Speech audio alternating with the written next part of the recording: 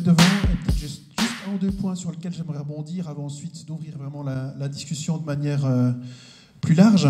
En préparant cette soirée et puis en voyant en fait l'ensemble des projets, on se rend compte quelque part de tous ces projets qui ont des impacts parfois très importants sont partis quelque part souvent d'une idée ou des fois d'un prétexte. Il nous faut faire un projet pour la formation ou autre. Et puis quelque part, cette étincelle de départ peut assez vite amener quelque chose de plus important.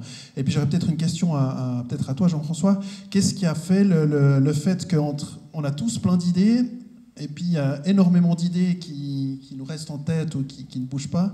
Et puis qu'est-ce qui, par rapport à ton expérience, alors soit en ville de Vevey, soit par rapport aux crèches, qu'est-ce qui fait qu'on arrive à franchir ce pas, puis quelque part, après une année, on se dit, ben voilà, il y a 100 mallettes en ville de Lausanne qui sont distribuées. Est-ce que tu as avec un petit peu de recul, est-ce que tu vois quels étaient les éléments clés ?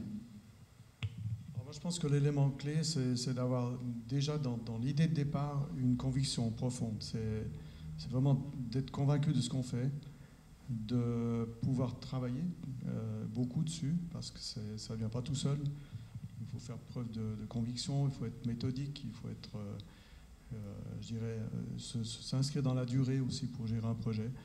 Et puis pas reculer au premier écueil, quoi. C'est-à-dire qu'il faut franchir des étapes obligatoires. Des fois c'est long, on l'a vu même pour la réalisation de petites cartes de jeu, simplement d'avoir un graphiste qui nous sort quelque chose de cohérent, de correct, et puis pour lequel on trouve un financement, ça peut être très difficile. Donc ce sont des choses sur lesquelles chaque petite étape est importante. Mais ce qui me semble important, c'est l'étincelle de départ qui fait qu'on fait prendre conscience à des gens par tout le réseau qui est activé autour de ça. Alors, je pense que ce soir, vous êtes tous des personnes de milieux différents, mais il y a des pôles de regroupement de ces compétences, ces connaissances. Le VVF en est un. Il y a ProNatura, il y en a d'autres. Et je pense que de passer par le milieu associatif ou des ONG peut être très, très profitable aussi. Peut-être rebondir sur une autre question par rapport on parlait de la question comment est-ce qu'on peut éviter de prêcher simplement aux convaincus et puis de sortir un petit peu du premier groupe.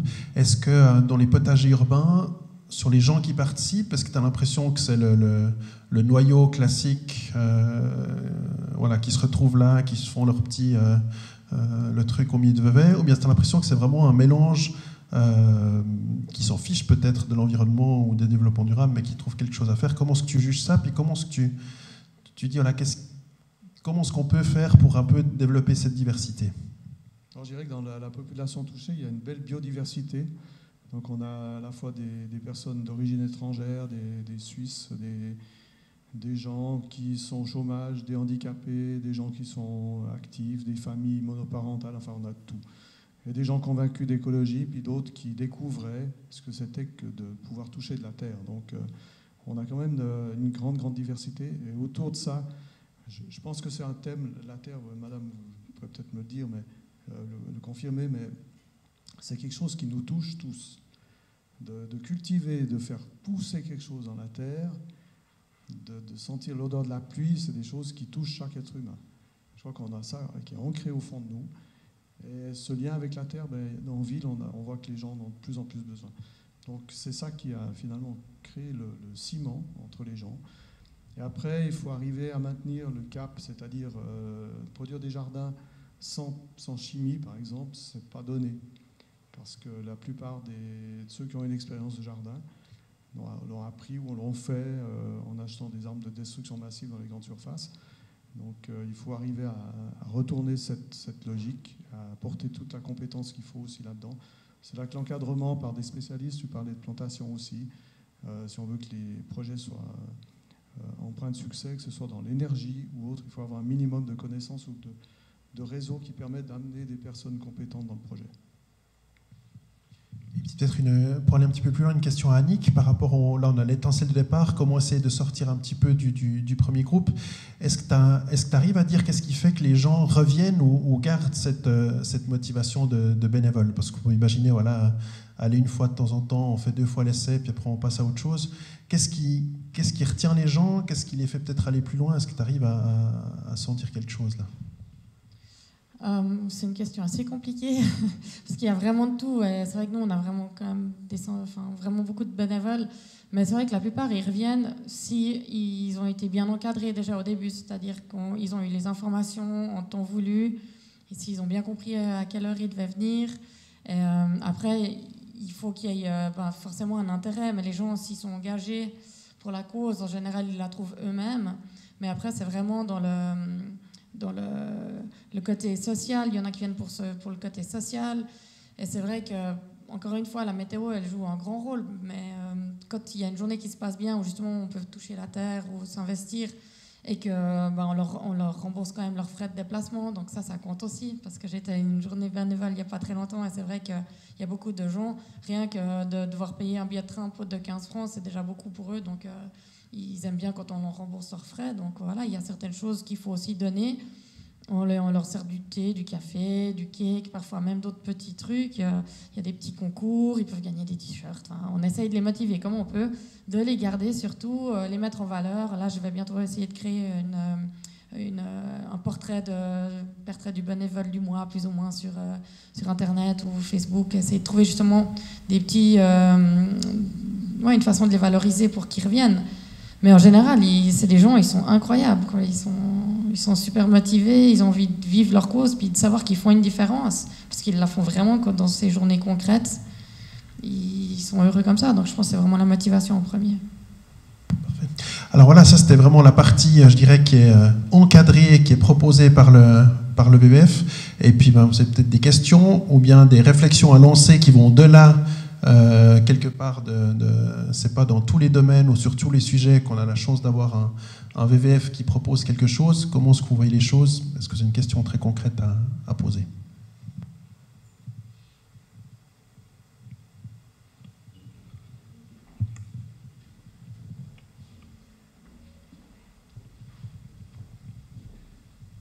Oui, merci. Une petite question concernant le VVF et ProNatura. J'ai fait plusieurs samedis après-midi avec ProNatura et maintenant j'ai vu que vous faites un peu la même chose. Il y a une collaboration ou c'est un peu deux mondes en parallèle ou bien il y a des distinctions, des différences? Est-ce qu'il y a aussi de la concurrence dans le monde du bénévolat? Alors oui, il y a tout à fait, il y a beaucoup de concurrence dans le bénévolat. Et justement, j'étais là mercredi soir dans cette salle où il y a Bénévolat Vaud qui organisait une plateforme de speed meeting. Donc c'est comme le speed dating, sauf que on était, je crois, 24 associations à recruter du monde. Il y avait 75 participants qui passaient de table en table, qui avaient 7 minutes. Enfin, on avait 7 minutes pour leur expliquer qu'est-ce qu'on faisait. Alors, ça durait 2 heures. Je peux vous dire qu'à la fin, j'avais plus de voix. Mais encore une fois, moi je pense qu'il n'y a pas de compétition du moment qu'on tire tous à la même corde. Pour moi ça m'est égal si les bénévoles ils vont chez ProNatura ou chez moi. Le but c'est quand même de sauvegarder l'environnement.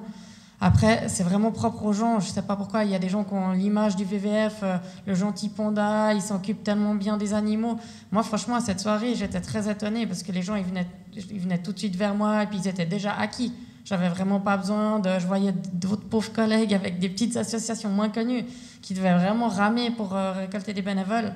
Et je pense qu'il y a la question de l'image qui fait beaucoup. Et ProNatura, je sais qu'ils font les mêmes genres d'actions que nous, mais tant mieux. Après, je suis pas au courant de ce que ProNatura fait vraiment. Mais il n'y a pas de coopération maintenant pour Il n'y a pas de coopération, non, puisque chacun mène ses propres projets. C'est vraiment 2 entités séparées. Après, on a plus ou moins le même cahier des charges pour ce qu'on veut faire, vu que de toute façon, on dépend de la loi quand même à un certain moment. Donc, Merci.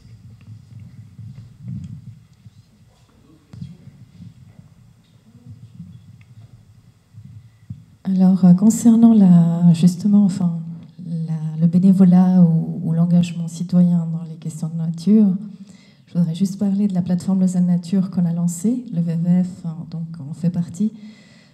Donc c'est pour des actions ville de Lausanne, nature en ville, quelle que soit l'activité. Donc ça concerne toutes les associations qui travaillent dans le domaine et qui peuvent donc, en tant que citoyen, habitant, on peut passer une journée dans une activité, quelle que ce soit, dans tous les domaines, en fait, nature comme plantage, etc.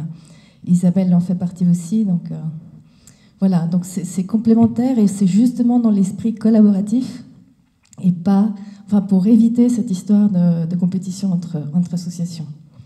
Tu peux juste redire le nom de la plateforme ? C'est la plateforme Lausanne Nature, donc avec un volet volontaire Lausanne Nature, donc, où on peut s'inscrire aux activités proposées par les associations. Lausanne Nature, avec un tiret entre deux. Plateforme Lausanne Nature.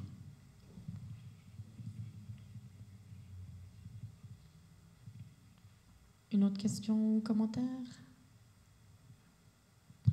Dans votre expérience, est-ce que vous avez l'impression voilà, par rapport aux besoins, par rapport aux idées, à ce qu'il faudrait et autres, où c'est que vous avez l'impression que il y a les obstacles les plus grands, c'est à quelle partie ? C'est entre l'idée et puis le premier pas, c'est quand on essaye de faire quelque chose et puis après d'obtenir le financement, où c'est qu'il faudrait aller creuser pour libérer un peu plus l'énergie qui est probablement à aller chercher. Enfin, est-ce que l'engagement citoyen est une énergie renouvelable ou pas, j'en sais rien, mais elle est certainement bien plus présente que ce qu'on ressent partout. Comment est-ce que vous voyez les choses ? Qu'est-ce qui nous bloque quelque part encore ?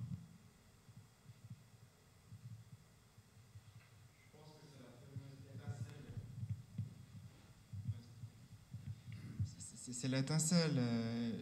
J'ai les allumettes, j'ai le bâton de dynamite, mais allumer l'étincelle pour partir dans un projet, personnellement, c'est ça qui me manque, quoi. Je pense que ce soir, je pourrais débloquer un peu le sujet, mais la plupart des gens, à mon avis, c'est ça. Ils ont trop de similitudes, mais où se lancer, comment se lancer pour ne pas perdre trop d'énergie pour aller dans un projet qui va peut-être pas aboutir. Je pense que c'est là qu'il faudrait creuser pour réussir dans ce domaine, quoi.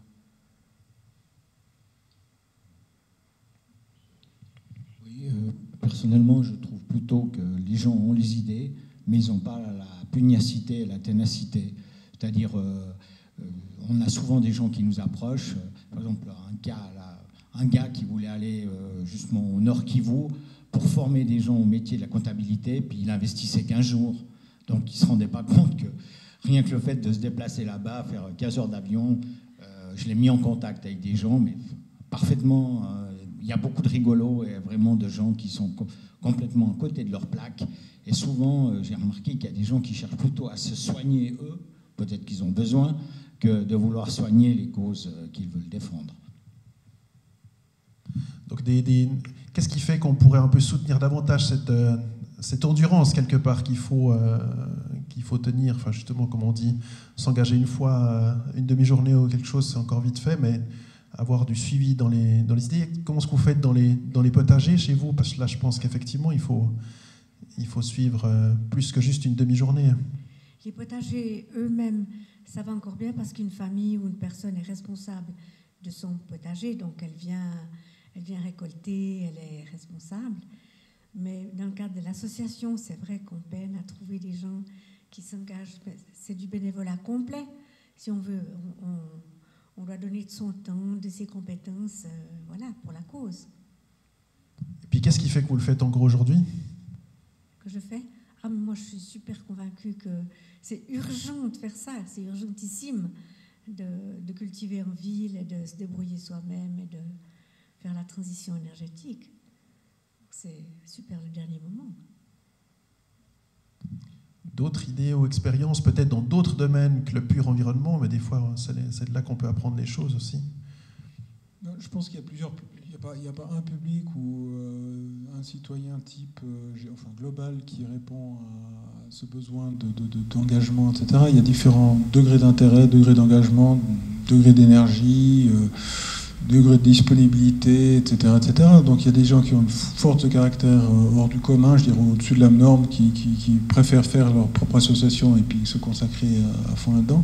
Et d'autres qui préféraient plutôt agir au sein d'une structure bien établie, un peu protectrice, avec un suivi continu. Donc c'est ça. Ayant un peu travaillé dans les associations, on voit que le problème, c'est qu'il faut gérer un petit peu ces différents publics. Les gens qui s'attendent à recevoir des choses et d'autres qui les apportent. C'est toujours le même problème. Après, il y a un petit groupe, un noyau dur, qui pilote la chose. Heureusement, en général, c'est un comité, et voilà. Après, les gens, ils viennent pas, puis voilà. Mais je pense que c'est à différents degrés là-dessus. Je pense que c'est important d'avoir quand même une foultitude d'associations, de petits groupes comme ça, même s'il y a des organisations peut-être parasols qui coordonnent tout ça, genre Bénévolat Vaud, ou des structures importantes comme VVF qui peuvent peut-être coacher ou superviser des petites organisations. Parce que ça justement, en général, les petites organisations, c'est très local, etc. Donc ça crédibilise au niveau des citoyens individuels qui ont envie de faire quelque chose. Si on est dans une grande structure, j'ai un petit peu travaillé dans une grosse organisation internationale, mais très brièvement, qui s'occupe disons plutôt de médiatiser les scandales environnementaux. Et on recevait souvent le retour du public comme quoi c'était une sorte de complot mondial, enfin, ce genre de choses, enfin, une organisation mondiale aussi. Donc elle se mordait un peu la queue quelque part. Donc ce côté très local, surtout en Suisse, je dirais, où on est très, très soucieux de ça, d'avoir cette notion de small is beautiful quelque part, peut-être. Ouais. Donc la notion de parasol, de multitude d'associations. À Vevey, vous avez évoqué le fait qu'il y a une association qui risque de se créer pour les potagers. Vous allez les laisser partir tout seuls, se rendre indépendants, bien vous allez les accompagner, vous allez les surveiller pour qu'ils restent dans le cadre que ça a été défini. Est-ce que vous avez déjà réfléchi à comment est-ce qu'on se positionne en tant que ville par rapport à une association en devenir? Alors pour l'instant, absolument pas. On n'a pas vraiment de plan d'encadrement de l'association. L'idée, c'est que si les gens souhaitent créer leur association, c'est qu'ils la créent eux-mêmes. Et moins la ville et moins les autorités interviennent, mieux c'est. Parce que justement, ça fait partie de ces microstructures, de ce réseau qui se crée entre les citoyens. On parlait de concurrence entre VVF, ProNatura. Pour moi, ça n'a pas de sens de parler de concurrence. Je fais partie du VVF, je fais partie de ProNatura, puis je suis président du Cercle des sciences naturelles de Vevey-Montreux, qui est aussi une association qui fait de la vulgarisation, des visites, des balades nature, également des cours de fauchage à la faux, etc., pose de nichoirs. Et chaque petite action, vous l'avez dit, il est urgent et c'est avant-hier qu'on doit agir. Donc chaque pas qu'on fait dans le sens d'améliorer notre chez nous, cette planète, de donner un peu plus de chance à la nature, de manière générale, c'est toujours bon à prendre. Et c'est vrai qu'au niveau des grandes stratégies, alors on parle d'ONG militantes ou autres, il y a des fois vraiment une vraie concurrence. Ça a été vécu je peux apporter témoignage, c'est un de mes fils qui a fait le congrès mondial de l'eau à Marseille, qui a été sidéré de voir les ONG se tirailler pour essayer de s'approprier les groupes de jeunes qui participaient à cette conférence, entre autres. Puis la présence des multinationales, bien sûr, qui étaient là, autour de l'eau. Donc il y a quand même des choses sur lesquelles, on l'a vu dans l'humanitaire, on le voit dans l'environnement aussi, c'est pas toujours simple, les enjeux sont grands, aussi pour ces grandes associations, de pouvoir exister simplement et de garder leur leadership. C'est normal, on a besoin de cette force de frappe, mais ça peut créer des fois des situations un peu difficiles. Mais le tissu local, et moi j'ai été convaincu de ça depuis maintenant 15 ans à Vevey, bientôt 20, avec la création de l'Agenda 21, où on a fait un groupe de travail en 1998. Et finalement, on s'est rendu compte qu'il y avait deux façons d'entreprendre les choses. C'est soit on balance depuis le fait, c'est-à-dire les États, la commune, etc., des grandes idées, puis on essaie de créer un événement autour de l'environnement, de l'Agenda 21, développement durable, et que sais-je. Ou alors on travaille vraiment par petites touches sur le plan local, sur le plan du quartier, sur le plan de son travail. Et là, bien sûr, c'est un peu plus long, c'est un peu moins visible, c'est moins sexy, mais c'est tout aussi efficace. Donc à Vevey, notamment dans mon département, on a entrepris tout ce qui était envisageable et puis on continue. Je trouvais des idées au quotidien pour réduire la consommation d'énergie, d'eau, de supprimer les pesticides, de produire différemment, de travailler aussi à une meilleure logique, à une meilleure compréhension de ce pourquoi on est là. Le jardinier travaille souvent contre la nature. Ça, c'est ce que je constate. C'est encore enseigné dans les écoles. Nous, on essaie de travailler avec. Peut-être... oui, encore une question, là, oui. c'est un complément. Je trouve qu'une association qui se crée depuis la base, elle a quand même besoin de l'appui de la ville. C'est ce que je trouve tellement intéressant avec la plateforme Lausanne Nature, c'est que si on a besoin de quelque chose, on peut s'adresser à la ville. Puis la ville aussi, elle peut avoir besoin de nous en tant que bénévoles ou pour avoir des informations sur le quartier, etc. Et puis il y a une synergie justement entre la base et les autorités qui est extrêmement fructueuse quand ça marche. Peut-être une question pour enchaîner là. Oui. L'idée, c'est de ne pas encadrer la création d'associations. Alors, de les accompagner ensuite dans les démarches et de pouvoir soutenir, continuer avec eux les idées de développement ou de nouveaux quartiers ou de nouveaux jardins. Ça, on le fera. Et il faut avoir une antenne auprès de l'autorité communale. Ça, c'est important. Effectivement. Mais à la création, c'est pas à la ville d'inciter les gens à créer une association. C'est ça que je voulais dire.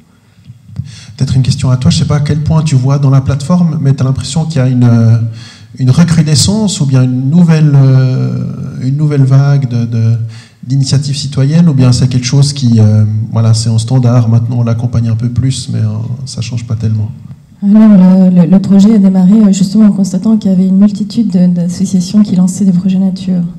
Donc au bout d'un moment, c'est plus ou moins les mêmes idées. Donc l'idée était d'aller plutôt dans la collaboration, donc que les différents acteurs, donc la ville inclut, notamment donc le service SPADEM, service Parc et Domaine, donc les gens puissent trouver une cohérence et une collaboration. Donc la plateforme a été lancée.